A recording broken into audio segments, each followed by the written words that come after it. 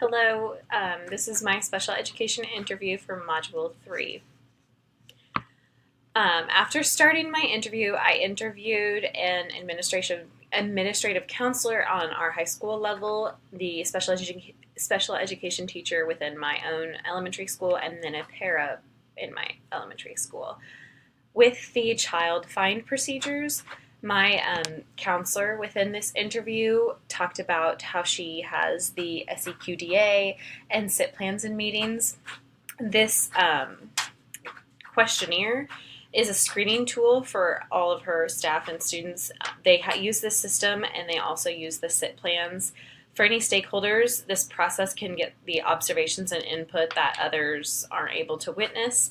This team consists of parents and guardians, the teachers, and school psychologists, and they all decide the next steps to take for eligibility for students. They also use the accommodation plans, 504 plans, and IEPs. They do a yearly connection list where we ask staff and students to identify those that they have a connection with. This is to make sure students are always feeling free to talk to someone, they have someone to turn to, and again, this is at the high school level, but it's kind of providing that extra comfort level for students. The teacher kind of had trouble answering this. I don't think she quite knew what the child find procedures are. So she said what they use is the IEP plans and testing, kind of how they sign up for the IEPs, which in our school is the SIT plans. We have those initial meetings. And our paras said they have Greenbush services with the K through 1 when they're doing screenings for those, and that is in pre-kindergarten and kindergarten. The next question for challenges in special education roles. My administrative counselor at the high school level said understanding child's medical and educational needs.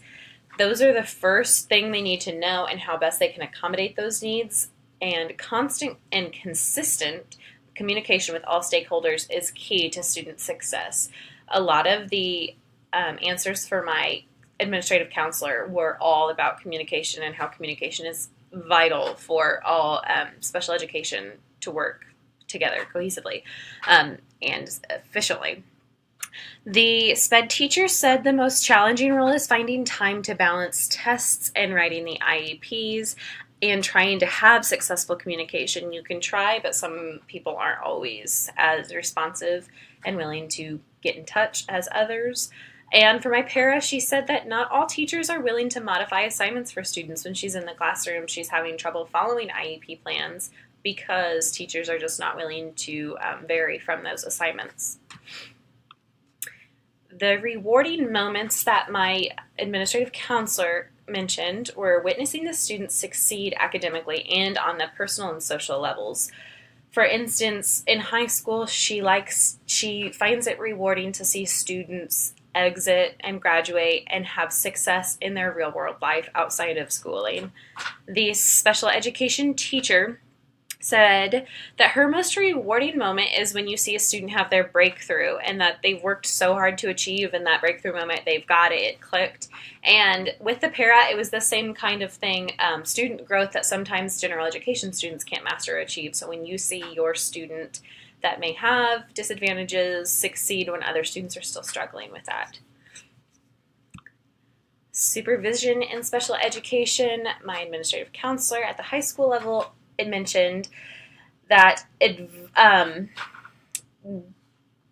advice for supervision. So she said you always need to be flexible, especially with the high need individuals. Taking care of oneself is the first advice she could give. Sometimes the one-on-one assistance can be very taxing. So training is also key in that success. Paras and specialists must be educated on individual needs and have a plan to assist each student. They must often be the link and communication with regular education teachers. And once again, daily communication with the general education teachers, students, and parents. The special education teacher said constant communication, so kind of, again, always communicating with the general education teachers, parents, and students. To work effectively, you need to remember the parent is the expert on their child, so you always need to ask questions. It's never a bad thing to continue to gain knowledge about that student. If you want to make any changes to an IEP, she always sends the parents an email or calls them to make sure that they can discuss changes before anything is being finalized. And the para said ensuring everyone knows expectations. So when some paras have to switch with one another and it's the same student, they need to all be following the same expectations and accommodations for that specific child in order for them to succeed. Working effectively, parents and students. This was another open line of communication for the counselor. She said that it's vital for the school to know when things change. So medical updates, changes at the home, anything that could play a role in that student's life, they need to communicate with the staff of the school. The special education teacher said the school psych puts an alert on, it's like, for instance, ours is Skyward. They have Power School at their old district. And to put a notification out on your school's website, whatever, all the teachers all collect grades and take attendance, putting something in there specific for what that particular student's accommodations and modifications and how that student best learns, so that if you can't have time for that one-on-one meeting at the beginning of the school year, the teacher can kind of briefly go over what that student particularly needs. Obviously, having a one-on-one meeting at some point in the year would be the most effective way for students to kind of get what they need. She tries to sit down with each teacher and discuss the IEP with them and how that the teacher can best support that student. And the para said keeping all stakeholders informed. Sometimes there's a mix-up between whose class the student should be in, what specific accommodations that student needs, which can cause chaos. So just trying to keep everyone involved. As for the cohesion with the general education teachers, this kind of goes again with the communication. I think all of my interviewees said communication on this front. Being able to talk to that teacher, ensure that the modifications are being met, trying to fit that student's learning abilities. So for the counselor, they said communication and including that special education staff. So if the teacher's not in attendance, the paras can be there. Any special person or service that is given to that student, they can be involved. And then constant check-ins. Being able, you can't check in enough. You can always see what's going on if anything needs to change. The special education teacher, again, said allowing everyone to see. And then the para said recognizing those students' needs, ensuring that IEP is being followed. Again, communication with the paras to make sure when you're switching times, the student's still getting what they need.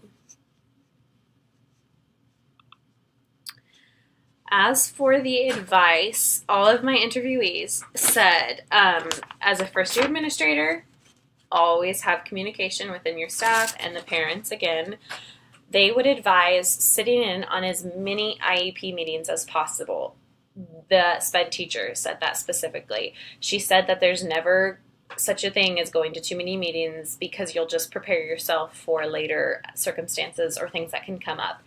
If an IEP meeting, let's say you've had multiple ones and you could maybe skip this one out, but the general education teacher hadn't been involved, offer to cover their classroom or have someone come in to cover their classroom so they are able to attend that meeting.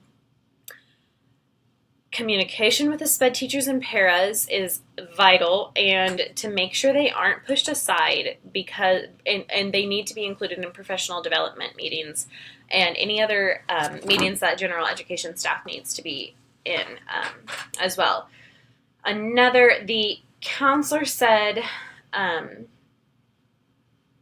that you as an administrator, regardless of if you're a counselor, a building principal, or assistant principal, you're the main advocate for these special education, so these special needs students. So you need to make sure that every child is where they're supposed to be. There's communication with the other teachers and all the stakeholders involved. The SPED teacher must educate everyone else on the individual needs of the student. The SPED teacher is the expert. So that student, they need to write the individual goals and make sure that everyone's aware of those goals, and they should make sure the IEP is it's in place and being followed correctly. The para also said constantly checking in to make sure everyone's on the same page. If something changes, making sure the para is aware of that. As for the roles of the special education teacher and administrator, my special education teacher said that she's not really sure how to answer that because the roles can be completely different between an administrator and a special education teacher. But she did say that they need to be involved. The administrator always needs to be supporting the needs of the special education teacher. They are the experts. They know what the child's best interests are.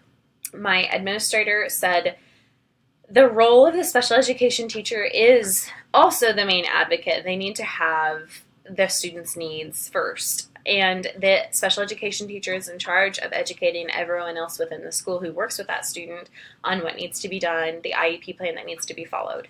The para said that the SPED advocate needs to be the advocate for the student, and the admin needs to support the SPED staff and act as a school leader. There have been times she mentioned that sometimes the special education teacher had a idea in mind that hadn't always been backed up. So making sure that the building leader is involved and supportive of those.